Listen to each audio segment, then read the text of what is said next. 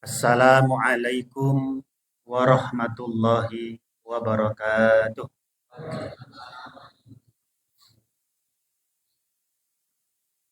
Alhamdulillahi rabbil alamin. Wa bihi nasta'inu ala umuri dunya waddin. La hawla wa la quwwata illa billah. Asyhadu an la ilaha illallah wa anna Muhammadan Rasulullah. Allahumma salli ala habibina wa syafi'ina Muhammad sallallahu alaihi wasallam wa ala alihi wa sahbihi ajmain, amma ba'du. Qala Allah ta'ala, ya ayyuhalladzina amanu taqullaha haqqa tuqatih wa la tamutunna illa wa antum muslimun. Alhamdulillah, pada malam hari ini kita masih diberikan nikmat umur, nikmat hidup, sehingga dengan nikmat tersebut ditambah lagi dengan nikmat sehat dan sempat, kita gunakan untuk datang ke masjid ini melaksanakan banyak ibadah, dimulai dengan sholat maghrib secara berjamaah, dilanjutkan dengan kajian, dan ditutup dengan sholat isya insya Allah secara berjamaah. Mudah-mudahan apa yang sudah, sedang, dan akan kita lakukan diterima oleh Allah Subhanahu wa Ta'ala.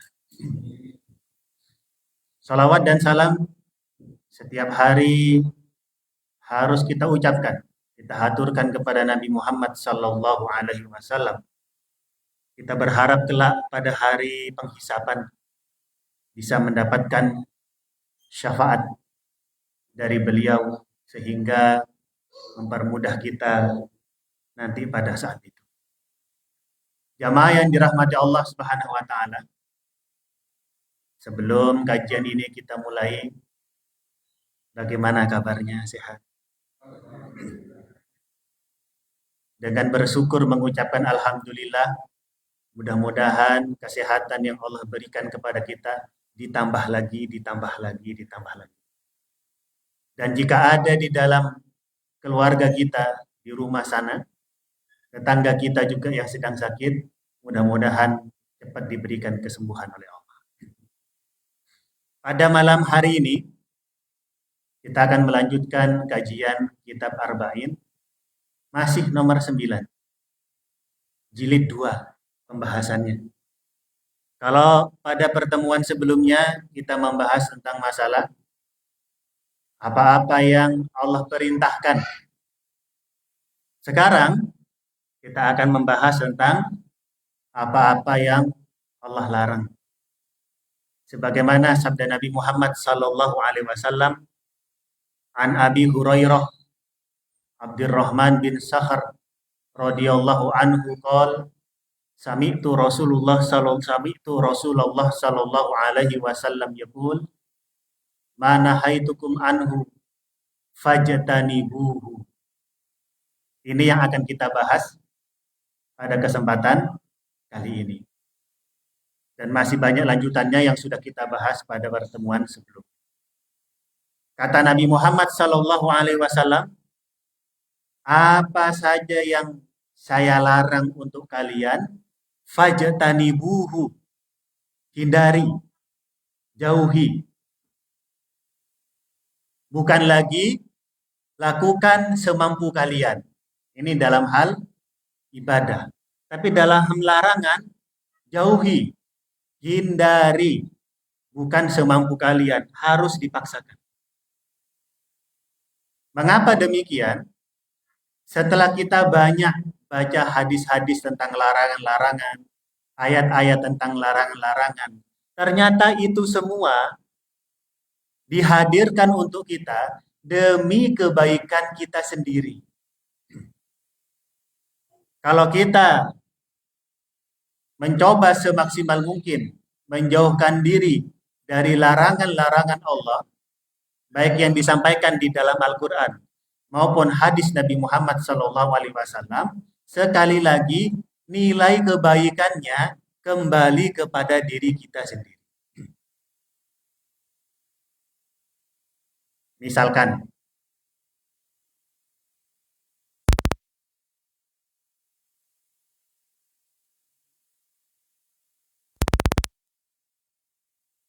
waktu corona masih subur, banyak sekali, saya berjumpa dengan beberapa orang yang silaturahim dengan saya. Lalu dia begini,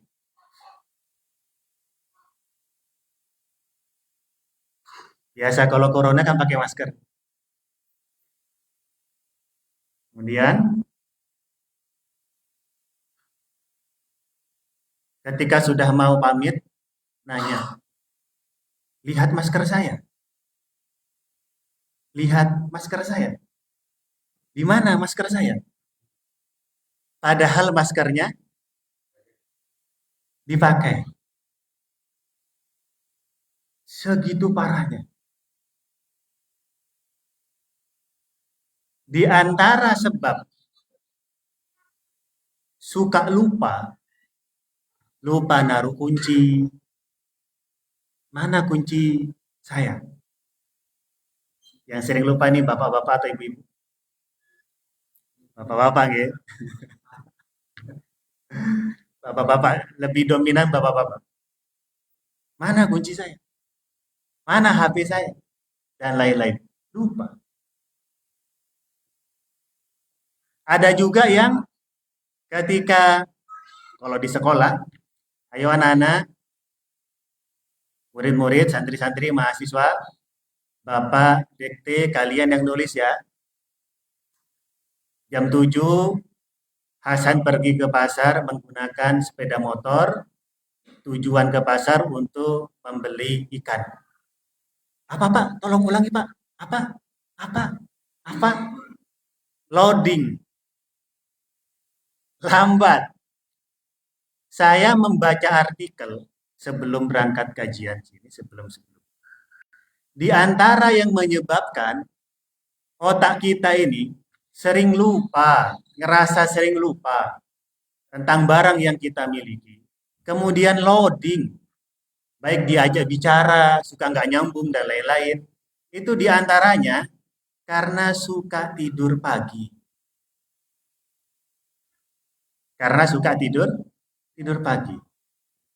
Dampaknya ke diri kita.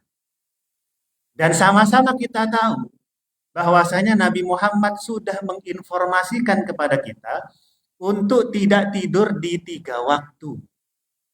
Pertama, habis subuh. Kedua, habis asar. Yang ketiga, habis maghrib. Ini tentang masalah larangan-larangan. Baik itu larangannya masuk pada ranah sosial, larangan masuk pada ranah ekonomi, larangan masuk pada ranah aktivitas sehari-hari. Jika hal itu dilaksanakan, pasti ada dampaknya. Masalahnya, dalam urusan suka lupa naruh kunci, kita tidak merasa kalau itu sesuatu yang dalam tanda kutip berbahaya untuk diri kita sendiri. Akhirnya ya menikmati saja. Ini di antara contoh bahwa di antara kebaikan yang Allah sampaikan dalam larangan-larangannya itu kembali untuk diri kita sendiri. Maka sebelum dilanjutkan, karena ini cukup panjang ya, sampai 1920, sebelum dilanjutkan, butuh niat yang serius menuntut ilmu. Di antaranya, jangan sampai ngantuk ketika menuntut ilmu. Niatkan lillahi ta'ala. Kenapa penting lillahi ta'ala? Supaya saat mendapatkan ilmu, Allah mengabulkan, memberikan hidayah buat kita mampu mengamalkan. Karena ada orang bertambah ilmunya, tapi dia tidak melaksanakan. Ada orang tahu, tapi dia mengapa badan saya ini tidak mampu melaksanakan? Orang tahu kalau minum itu jangan pakai tangan kiri. Tapi ternyata sehari-hari pakai tangan kiri. Saya sebenarnya tahu kenapa badan ini kok tidak bisa melaksanakan. Itu namanya dia baru tahu, namun belum dapat hidayah. Paman Nabi Muhammad, Abu Thalib, tahu kalau Nabi Muhammad itu nabi. Tahu. Tapi kenapa kok kemudian akhir hayatnya tidak masuk Islam, tidak mendapatkan hidayah? Makanya secara tegas di dalam Al-Quran, Nabi Muhammad ketika bersedih, ditegur betul. Innaka la tahdi man ahbabta, walakinallaha yahdi may yasha. Engkau tidak bisa memberikan hidayah kepada orang yang kamu sukai, tetapi Allah secara mutlak yang punya kewenangan memberikan hidayah kepada siapa yang dia kehendaki.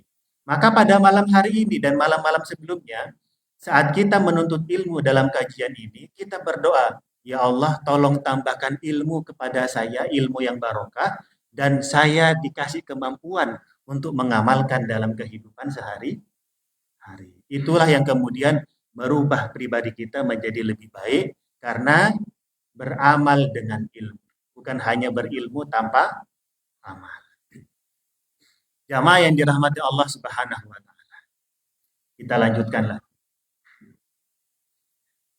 Di dalam hadis dan Al-Qur'an, kalau sebelumnya saya bacakan tentang informasi umum bahwa apa saja yang dilarang maka jauhilah. Fajtanibuhu. Jauhi betul. Fajtanibuhu. Kalau kita melihat bahasa-bahasa Al-Quran dan bahasa-bahasa hadis, dalam hal larangan ini, itu redaksinya diantaranya kombinasi antara bahasa larangan dan bahasa apa manfaatnya kalau meninggalkan itu. Ada juga bahasa larangan dan kabar gembira untuk orang-orang yang mampu melaksanakan itu. Misalkan Allah berfirman di dalam Al-Quran, ya ayyuhalladzina amanu, innamal khamru wal maisiru wal ansabu wal azlam rijsun min amalis syaitan fajtanibuhu la'allakum tuflihun. Wahai orang-orang yang beriman, sesungguhnya khamar, berjudi,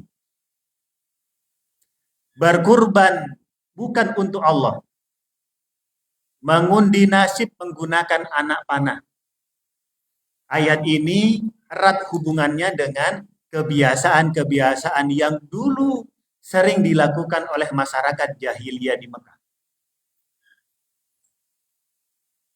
Lalu disampaikan, fajtanibuhu, jauhilah, jangan lakukan lagi. Meskipun itu sebelumnya menjadi kebiasaan. Kalau kamu mampu melaksanakan itu, apa kabar gembiranya? La'allakum tuflihun. Agar kalian menjadi orang yang beruntung. Misalkan minum khamar. Kalau kita lihat catatan sejarah, pelarangan khamar ini tidak turun satu kali, namun berkali-kali, bertahap. Sebelum betul-betul dilarang 100%, ternyata masih dilarang dalam waktu-waktu tertentu saja. Allah berfirman di dalam Al-Quran, la taqrabus sholata wa antum sukara, al-ayat. Janganlah kalian mendekati sholat sedangkan kalian dalam keadaan mabuk. Jadi masih berkala, tidak langsung 100% haram. Ketika penurunan larangan khamar ini secara berkala, Siti Aisyah radhiyallahu anha memberikan komentar kepada Nabi Muhammad sallallahu alaihi wasallam, ya Rasulullah, menurut pribadi saya, nampaknya jika pelarangan minum khamar ini sekaligus turun seperti larangan mencuri, saya kok tidak yakin masyarakat Arab ini mampu langsung tidak minum khamar. Karena minum khamr itu menjadi kebiasaan. Isi pengajian ada tehnya. Datang ke rumah orang ada tehnya. Nongkrong ada tehnya. Ada beberapa rumah makan, di antara menunya ada tehnya. Teh, teh, teh, teh, teh, teh. Ada yang kopi, orang kalau sudah tidak minum kopi, kepalanya pusing, pusing-pusing, dan lain semacamnya. Khamar ini menjadi kebiasaan mereka.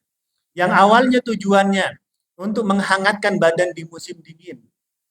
Tapi karena kecanduan, kebablasan. Musim semi, musim gugur, musim panas juga minum. Makanya Siti Aisyah menyampaikan, nampaknya susah kalau turunnya ayat tentang khamar itu sekali saja. Selain itu menjadi kebiasaan, dan memang minum khamar itu merusak. Merusak. Sedikit atau banyak akan menjadi hal-hal yang tidak baik pada tubuh kita. Nah, dari sinilah kemudian di antara redaksi Al-Quran, misalkan tentang larangan khamar, itu lafadznya melarang, tetapi juga diimbangi dengan kabar gembira. Kalau kamu bisa menghindari ini, kamu akan menjadi orang yang beruntung. Hidupnya tidak kacau, tubuhnya tidak rusak, komunikasinya bagus, sosialnya bagus. Contoh yang kedua misalkan, dalam bahasa-bahasa larangan. Allah Subhanahu wa taala berfirman, "In tajtanibu kabairo ma tunhauna anhu nukaffir ankum sayiatikum wa nudkhilkum mudkhalan karim." Seandainya kalian bisa mampu dosa-dosa besar yang sudah dilarang tadi. Kemudian bahasa selanjutnya kabar gembira. Akan kami ampuni dosa-dosa kamu dan akan kami masukkan kalian ke tempat yang baik, yang mulia. Contohnya apa? Di antara dosa-dosa besar disampaikan di dalam ayat yang lain, wala taqrabuz zina. Allah berfirman, innahu kana fahisyatan wa sa'a sabila. Dan janganlah kalian mendekati zina. Sesungguhnya perbuatan itu keji dan jalan yang tidak baik. Tadi kan secara umum menghindari dosa-dosa besar. Ternyata apa? Di antaranya zina. Ada kabar gembiranya. Bagi orang yang mampu menahan itu, dosa-dosanya akan diampuni. Jadi ada bahasa larangan, tapi ada bahasa kabar gembira. Hal-hal yang seperti ini bisa dipraktekkan terhadap anak-anak. Apabila anak-anak kita itu main HP kelamaan, pulang main di luar nggak pulang-pulang, nonton TV sampai bablas sholatnya, bisa menggunakan bahasa larangan, tapi jangan hanya melarang, masukkan juga kabar gembiranya. Memang tahapan awal tidak harus larangan, menggunakan bahasa positif, tidak langsung negatif. Tapi ketika itu tidak mempan, langsung menggunakan bahasa larangan, tetapi informasi positifnya juga harus dimasukkan. Sehingga anak itu yang didengar bukan hanya larangan terus, larangan, tapi ada kabar gembiranya, supaya dia itu diajak berpikir juga. Ini bisa dimasukkan dalam bahasa pendidikan terhadap anak-anak kita, dan bimbingannya langsung dari Al-Quran. Makanya di dalam Al-Quran ini, buat orang-orang yang mampu menahan diri untuk tidak berzina, dosanya akan diampuni, tentu di dunia, dan nanti di akhirat akan mendapatkan naungan dari Allah saat penghisapan. Dalam hadis yang cukup panjang, ada 7 golongan yang Allah kasih naungan terhadap orang-orang nanti waktu penghisapan. Siapa di antaranya? Seseorang ketika diazab berzina, dia mengatakan, inni akhafullah. Saya takut kepada Allah Subhanahu wa taala. Artinya apa? Dia menahan diri untuk tidak melaksanakan dosa besar. Cocok kan? Ada bahasa larangan, ada kabar gembira. Pun juga disampaikan tentang masalah hukum-hukum fikih. Dampak dari berzina, na'udzubillah min dalik. Semoga keluarga kita dijauhkan dari hal tersebut. Kalau sampai na'udzubillah min dalik hamil, lahir, ada hukum khusus buat anak tersebut dan orang tuanya juga. Yang pertama, ketika bapaknya meninggal dunia, anak yang hamil di luar nikah, meskipun pada akhirnya dia menikah dengan wanita atau laki-laki tersebut, tapi karena ada pencoblosan sebelum hari H tidak sah, maka anak tersebut ketika bapaknya meninggal dunia tidak mendapatkan warisan. Ada dampak-dampaknya. Makanya dilarang. Karena kebaikannya untuk diri kita sendiri. Hukum yang kedua, ketika misalkan anak tersebut perempuan, sudah dewasa, tiba waktu menikah, maka bapaknya tidak bisa menikahkan anaknya. Harus pakai wali hakim. Pakwa, KUA. Ada dampaknya. Supaya kita itu mikirnya panjang. Bukan hanya hawa nafsu. Yang ketiga, kalau anak tersebut ternyata laki-laki, bapak dan ibunya menikah, kemudian punya anak lagi tapi setelah menikah, perempuan. Maka ketika anak perempuan tadi itu tumbuh besar, bapaknya meninggal dunia, maka kakaknya yang laki-laki tidak bisa menggantikan posisi untuk menikahkan adiknya. Yang keempat,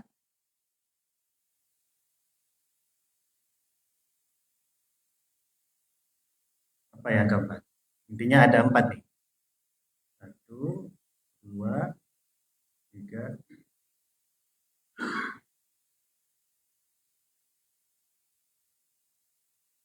Satunya saya lupa. Intinya ada 4 hukum terhadap orang yang berzina kemudian melahirkan anak. Mikir betul, yang panjang. Karena kalau sampai terjadi, negatifnya kembali ke kita. Tapi kalau mampu menahan, positifnya kembali ke diri kita masing-masing. Karena itulah kemudian, saking sayangnya Allah Subhanahu wa Ta'ala, terutama untuk perempuan. Oh iya, yang keempat, baru ingat.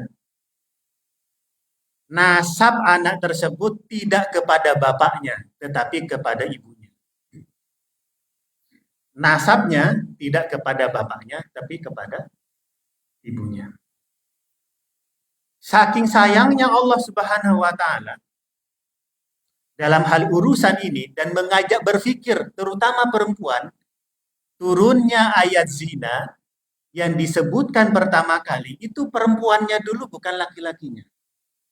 Allah berfirman, az-zaniyatu waz-zani fajlidu kulla wahidin minhuma mi'ata jaldah, dan seterusnya. Perempuan yang berzina dan laki-laki yang berzina, yang disebutkan perempuannya dulu, bukan laki-lakinya dulu. Karena secara umum yang mendapatkan dampak lebih parah dalam kasus tersebut itu adalah perempuan. Na'udzubillah min dalik, banyak kejadian sudah hamil di luar menikah, ditinggal oleh laki-lakinya, kemudian tidak ada laki-laki yang mau menikah dengan dia. Sementara seorang wanita yang ditinggal oleh suaminya dalam keadaan sah, dia punya anak, masih ada laki-laki yang mau menikah dengan dia. Dampak lebih besar buat perempuan. Maka diajak berpikir, disebutkan terlebih dahulu az-zaniyatu waz-zani.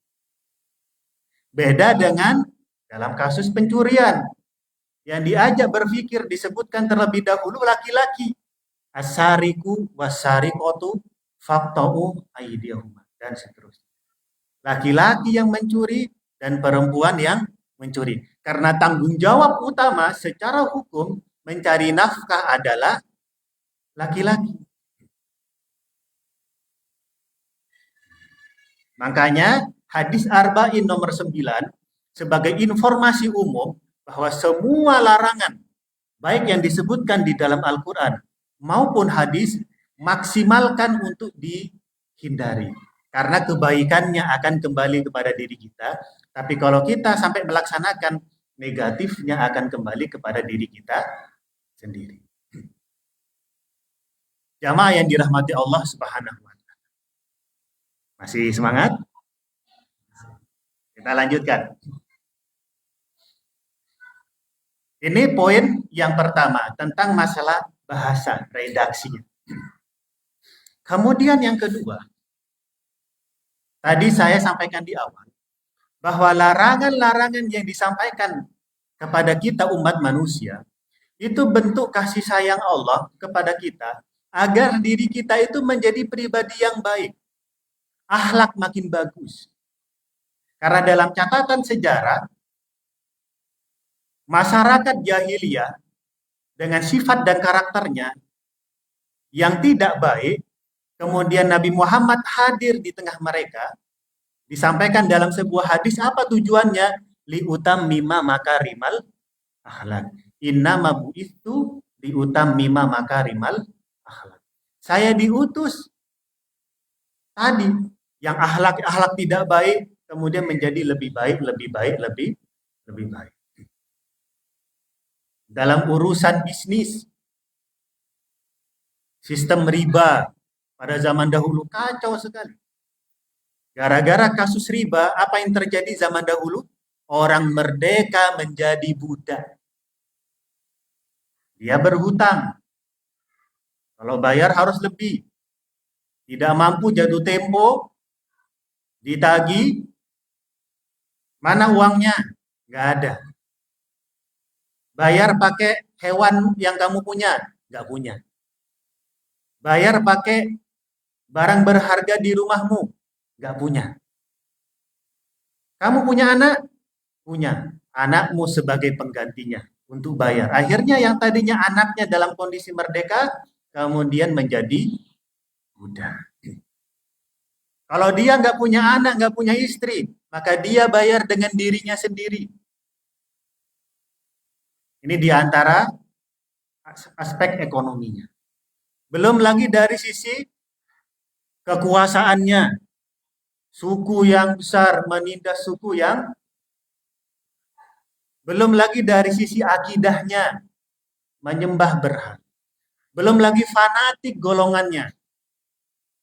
Sampai ada orang yang mengatakan, hari-hari ini, minggu-minggu ini yang susah dinasihati dua. Satu, orang yang jatuh cinta. Dua, orang yang fanatik dengan pilihannya. Susah sekali. Pokoknya lah. Ya, pokoknya. Mau nonton sampai 3 kali itu. Live itu pokoknya. Karena sudah fanatik. Dua yang susah dinasihati. Anak muda yang sedang jatuh cinta, yang kedua yang fanatik itu. Orang dulu saking fanatiknya itu punya slogan. Apa slogannya? Unsur akhaka dzaliman au madluman. Tolonglah kawanmu, saudaramu, sesukumu doliman, baik dalam keadaan dia dolim au madluman atau didolimi. Pokoknya benar salah tolong. Memang begitu kalau sudah fanatik. Susah. Saking kacaunya begitu. Bahkan dalam urusan pernikahan pun demikian. Kalau kita lihat catatan sejarah, ada 8 model pernikahan. Salah satunya diantaranya yang sekarang kita lakukan. Tapi 7-nya itu beda lagi. Wah, ini pembahasannya panjang. Intinya ada 8 model pernikahan. Dari 8 model pernikahan, yang kemudian dibenarkan satu yang dilaksanakan oleh Nabi Muhammad SAW. Nabi Muhammad hadir untuk memperbaiki perilaku-perilaku tadi itu. ngasih tahu, berdakwah, ini salah, ini benar, ini salah, ini benar. Dalam kehidupan kita contoh sehari-hari pun demikian. Kalau melihat uang jatuh, warnanya merah, ibu-ibu sama bapak-bapak, kalimat yang muncul pertama kali apa? Alhamdulillah, rezeki nomplok. Padahal itu milik orang lain. Kan pikiran utamanya gitu. Memang, min haitsu la yahtasib, memang begitu. Rezeki yang tidak diduga, duga. Padahal secara syariat itu harus diumumkan. Yang serius, kasihan yang hilang itu. Tapi orang yang merasa sudah terdidik, baik secara budaya, secara keluarga, yang positif, secara agama, ketika melihat benda jatuh tadi itu, uang, dia akan berpikir, kasihan orang yang kehilangan ini. Saya umumkan dulu. Orang yang sampai berpikirnya seperti ini, saat dia kehilangan uang, insya Allah akan banyak yang bantu juga. Karena kebaikannya akan kembali kepada diri sendiri. In ahsantum li anfusikum wa in asatum falaha. Jika kalian berbuat baik, kebaikan itu akan kembali ke diri kalian sendiri. Begitu juga sebaliknya. Bahkan jika hal itu kita tidak sengaja pun, tapi berdampak negatif kepada orang lain, padahal nggak sengaja, itu balik itu. Nggak sengaja Ustadz, tapi nggak sengajamu itu buat orang lain negatif. Contohnya dulu pernah saya tidak sengaja pada diri saya sendiri. Dulu saya tinggal di kota, daerah Mall Amplas. Sekarang saya tinggal di daerah Moyudan setelah menikah.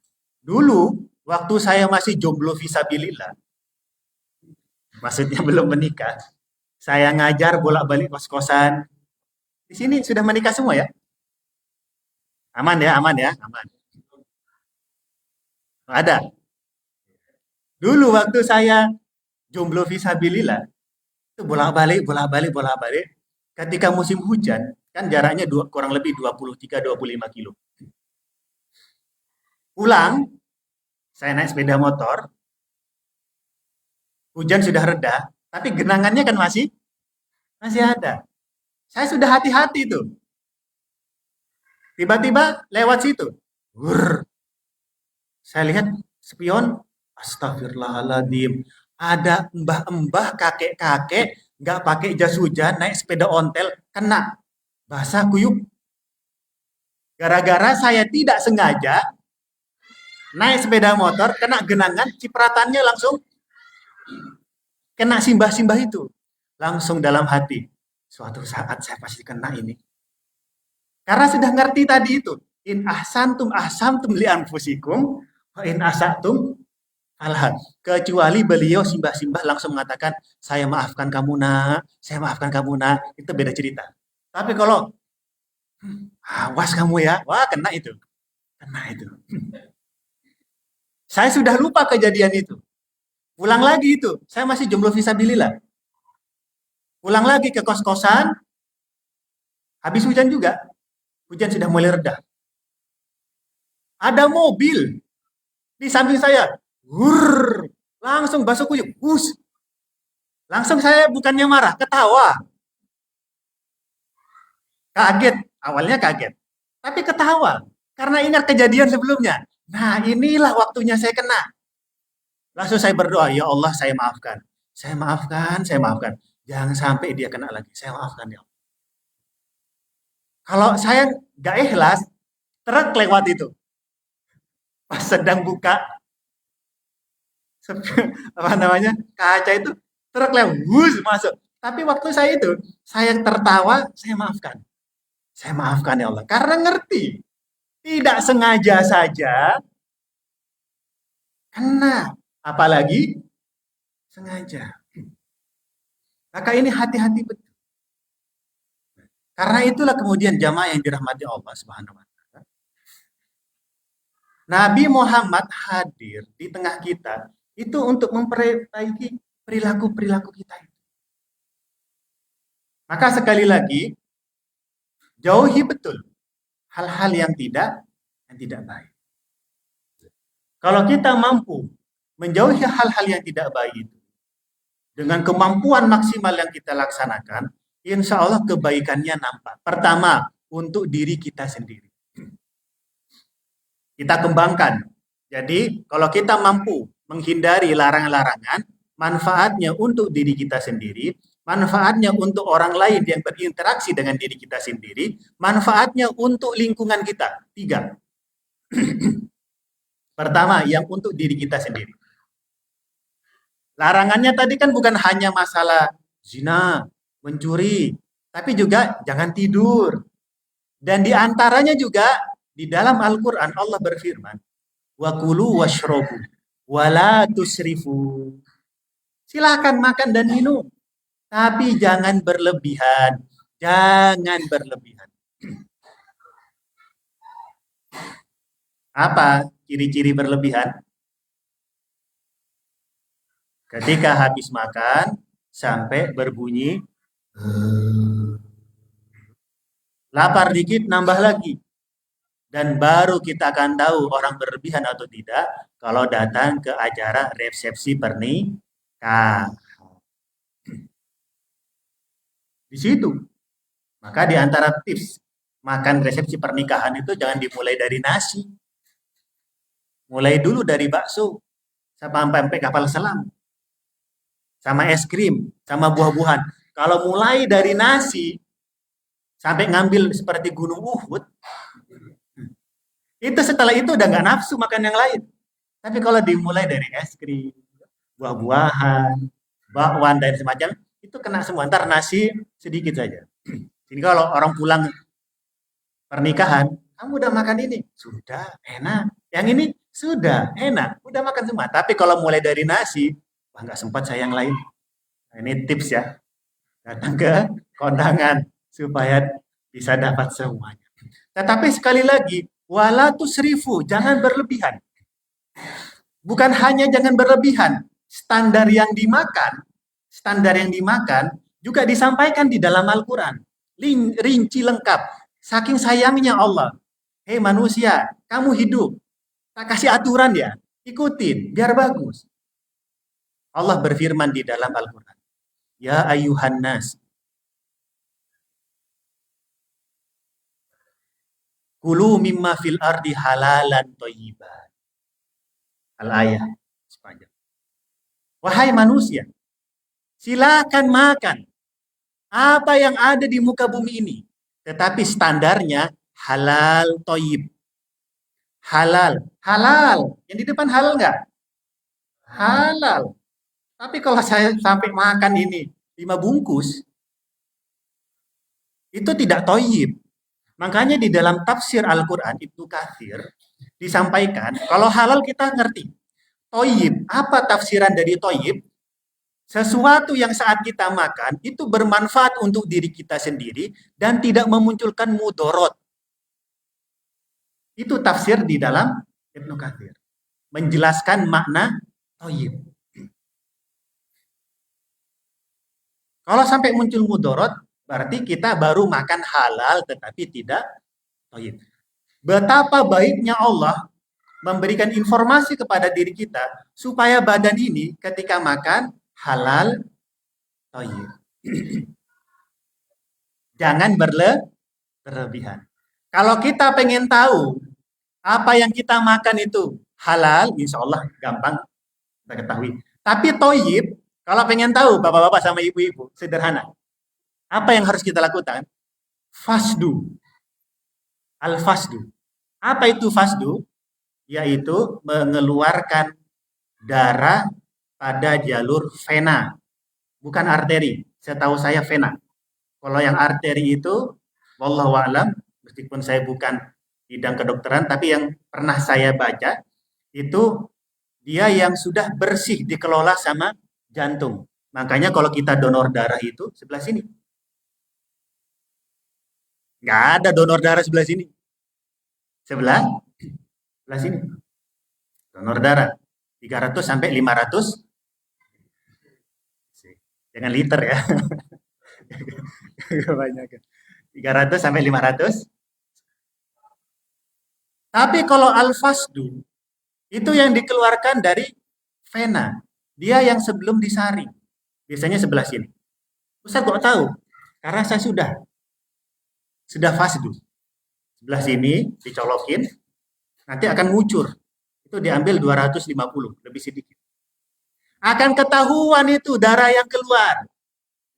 Saya sekali sama pasien yang lain juga sama-sama sebagai pasien, itu darahnya macam-macam. Ada yang sebelah sana itu kayak keluar minyak-minyak. Banyakan makan gorengan. Bagi gorengan. Terutama yang punya jabatan-jabatan, dikit-dikit rapat, dikit-dikit rapat, dikit-dikit rapat. Apa isinya itu? Gorengan semua minyak. Penjual gorengan aja nggak banyak-banyak makan gorengan ya. Saya lihat ke samping itu. Loh, Mas, kok yang keluar minyak-minyak? Yang sampingnya lagi keruh, kolesterol. Bahkan saking parahnya, dia sampai kayak gaji-gaji. Kalau kita lagi makan sate, itu kan kayak ada gaji-gaji. Bentuknya kayak gitu. Di samping lagi ada yang berbusa.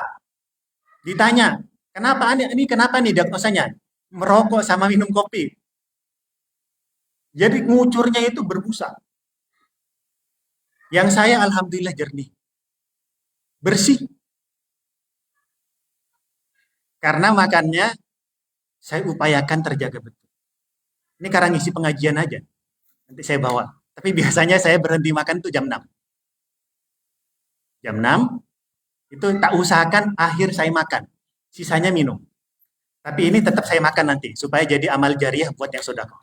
Menghormati. Tapi tidak menjadi kebiasaan saya setiap hari apalagi sebelum tidur makan. Wah itu enggak. Kecuali betul-betul tiba-tiba acaranya tahunan. Undangan. Nah, biasanya untuk menghormati undangan saya makan.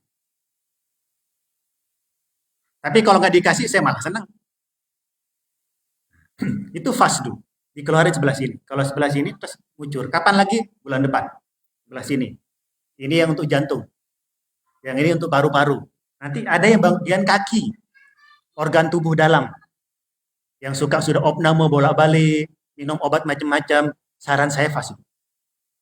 Tapi nanti dicek dulu tensi darahnya itu. Kalau stabil baru. Kalau enggak, darah rendah nggak bisa. Darah tinggi betul nggak bisa. Dia harus stabil. Dan lebih enak. Ada pasien sebelah sana cerita, karena ada ibu-ibu yang jantungan, itu fasdu. Beliau cerita, ibu, darah jenengan itu nggak ada apa-apanya dengan saya. Saya dulu pertama kali sebelum fasdu, itu nafas saya terengah-engah. Kalau jalan sedikit capek. Awal fasdu itu lebih dalam tanda kutip kacau, lebih parah daripada itu. Sekarang sudah enakan. Kenapa? Ya tadi, karena kita makannya itu sembarangan. Apalagi yang makannya sebelum tidur. Ronda lagi. Indomie, mie telur, nasi goreng. Sesekali boleh. Nah, juga tenggorokan yang mau gimana lagi ya. Tapi kalau menjadi kehidupan sehari-hari, sebaiknya dipikir-pikir dulu. Karena saat kita makan kemudian tidur, itu sama lambung nggak diserap, kan jadi busuk, membusuk. Diserapnya kan mampu 4 jam sebelum tidur. Tapi kalau mau tidur, makan dulu. Akhirnya usus kita kotor. Ketika usus kotor, macam-macam penyakitnya. Kemana-mana itu, usus kotor. Nah, disinilah kemudian arahan. Bab makan saja sama minum, itu dampaknya luar biasa untuk diri kita. Ada bapak-bapak di samping saya, usianya 7. Nah, ini masalah bab makan. Bentar lagi udah habis ya. Lanjutkan lagi. Ini untuk diri kita sendiri. Salah satunya masalah bab makan. Belum yang bab-bab yang lain. Kemudian yang untuk diri kita dan untuk orang lain. Apa itu? Tentang larangan ghibah dan kawan-kawannya ghibah. Allah Subhanahu wa taala berfirman di dalam Al-Qur'an, "Ya ayyuhalladzina amanu ijtanibu katsiran minadh-dhon. Inna ba'dadh-dhonni itsmun wala tajassasu wala yaghtab ba'dukum ba'da. Ayuhibbu ahadukum ayyakula lahma akhihi maitan fakarihtumu." Dan selanjutnya. Wahai orang-orang yang beriman, jauhi betul-betul itu. Berprasangka buruk. Mencari-cari kesalahan orang lain. Kayak kurang kerjaan aja. Membicarakan aib, kejelekan orang lain. Hindari 3 hal ini. Hindari. Mengapa harus dihindari? Pertama, kita harus berpikir. Saat kita mau membicarakan orang lain, apa pandangan Islam terhadap orang yang membicarakannya itu?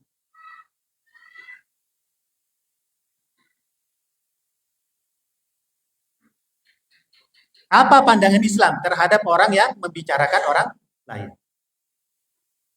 Satu, saat dia membicarakan orang lain, sebenarnya sedang mengumumkan bahwa hatinya tidak baik. Sebagaimana sabda Nabi Muhammad, "Ala inna fil jasadil mudghah, idza soluhat soluhal jasadu kullu, wa idza fasadat fasadal jasadu kullu. Ala wahiyal qalbu." Jadi kalau hatinya baik, maka semuanya baik.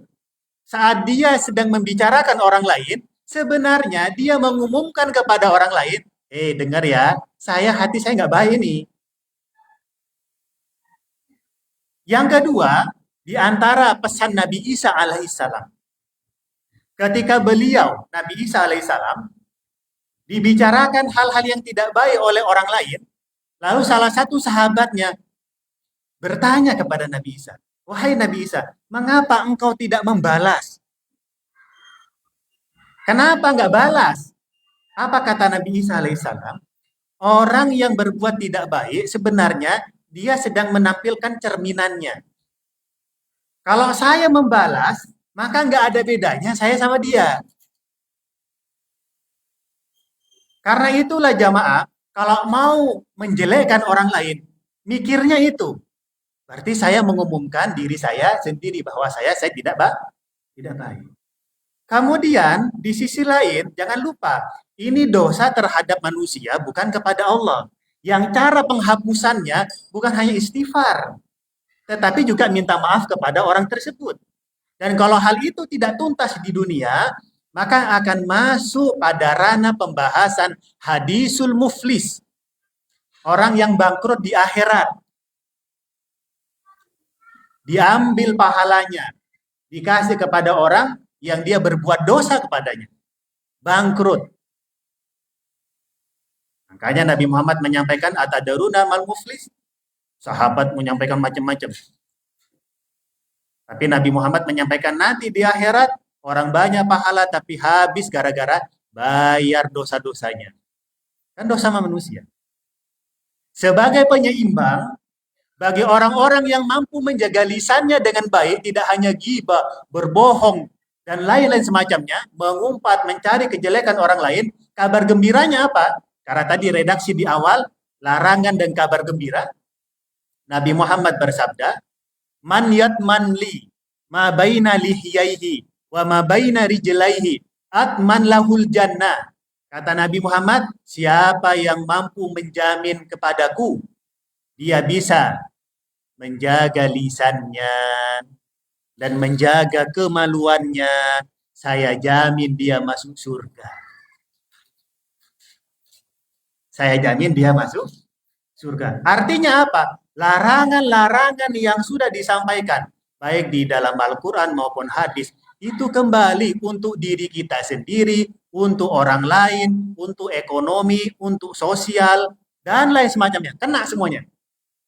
Tetapi kalau kita melaksanakan maka kena semuanya.